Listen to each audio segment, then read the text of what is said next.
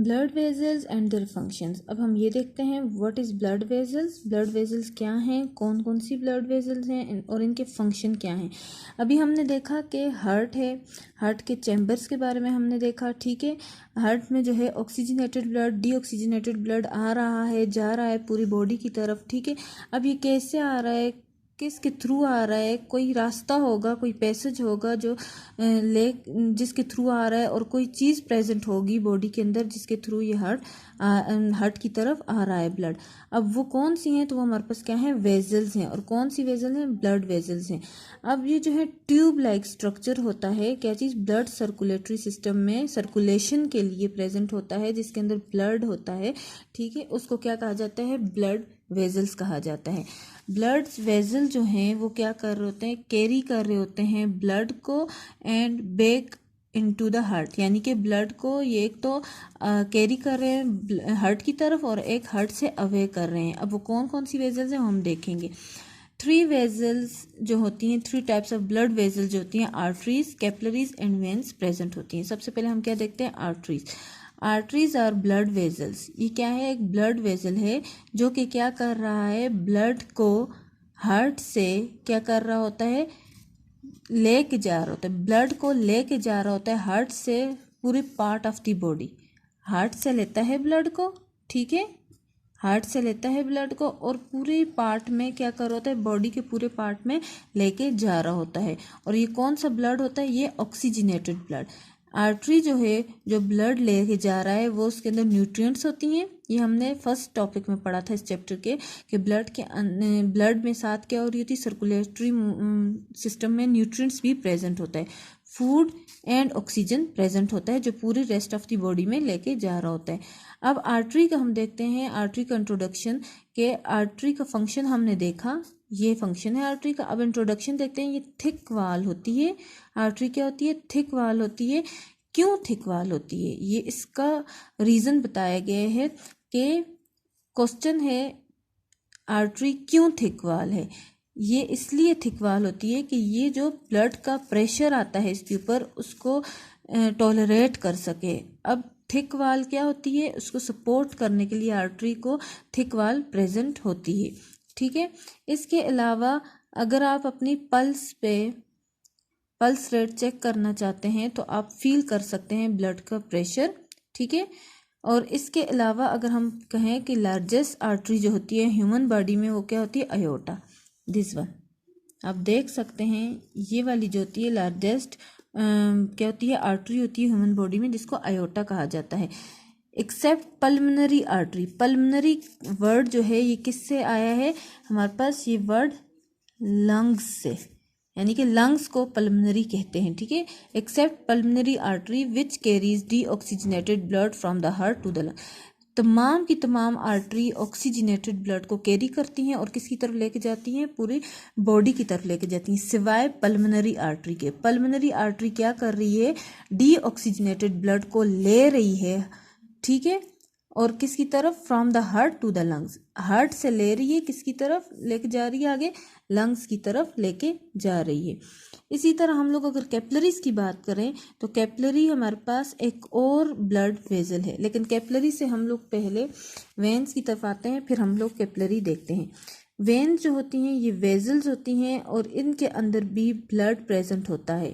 जैसे आर्टरी के अंदर ब्लड था, इस तरह वेन्स के अंदर ब्लड होता है। लेकिन वेन क्या कर रही होती है, बॉडी से ब्लड ले रही होती है और हार्ट की तरफ लेके जा रही होती है।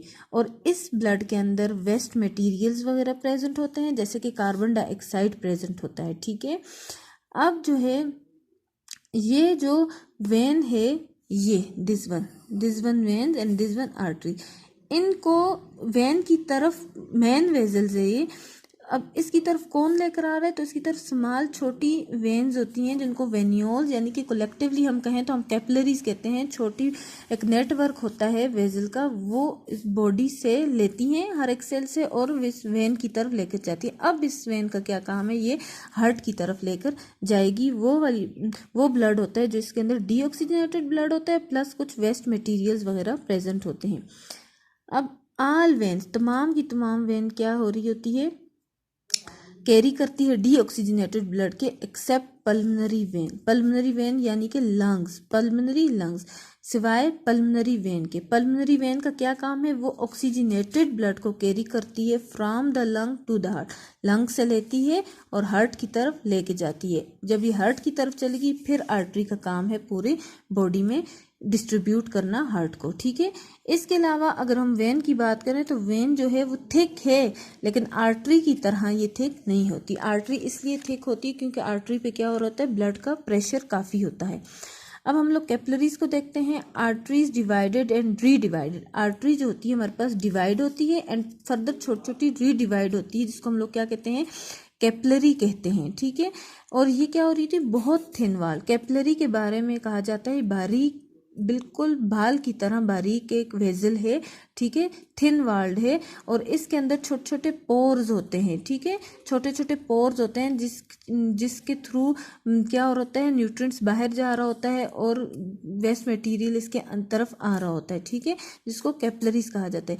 कैपिलरीज अब क्या करती है, कैपिलरीज प्रोवाइड करती है blood carrying nutrients and oxygen to the tissues and the cell. यही बात मैंने आपको बताई कि कैपिलरी का क्या काम है, ये क्या कर रही है, ब्लड कैरिंग न्यूट्रिएंट्स, यानी कि वो ब्लड ले रही है।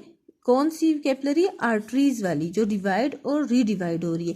ये क्या कर रही है, न्यूट्रिएंट्स को और ऑक्सीजन को ले जिस ब्लड में न्यूट्रिएंट्स ऑक्सीजन हो, यानी कि ऑक्सीजनेटेड ब्लड को लेती है और किसकी तरफ लेके जाती है, टिश्यूज एंड सेल्स की तरफ। इसी तरह वेस्ट मटेरियल और कार्बन डाइऑक्साइड लेती है, किससे, टिश्यूज से लेती है और किसकी तरफ लेके जाती है, मेन वेन्स की तरफ लेके जाती है। एक्सचेंज ऑफ मटेरियल हो रहा होता है between the blood and tissue, ठीक है, ब्लड और टिश्यू के दरमियान एक्सचेंज ऑफ मटेरियल हो रहा होता है और उस किसकी वजह से हो रहा होता है, छोटी सी वाल होती है, पतली थिन सी वाल होती है, जिसको क्या कहा जाता है, कैपिलरी कहा जाता है।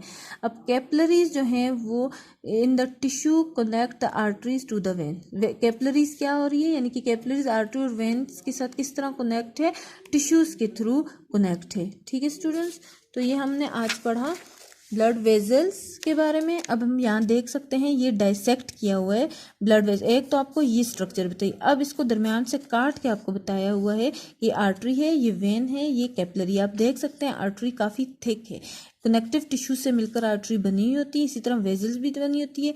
ये जो हमारे पास आर्टरीज की लेयर्स हैं ये स्मूथ एंड इलास्टिक फाइबर से मिलकर बनी होती है और ये जो है किस से मिलकर बनी होती है, एपिथेलियल टिश्यू यहाँ पर प्रेजेंट होते हैं सेकंड लेयर में।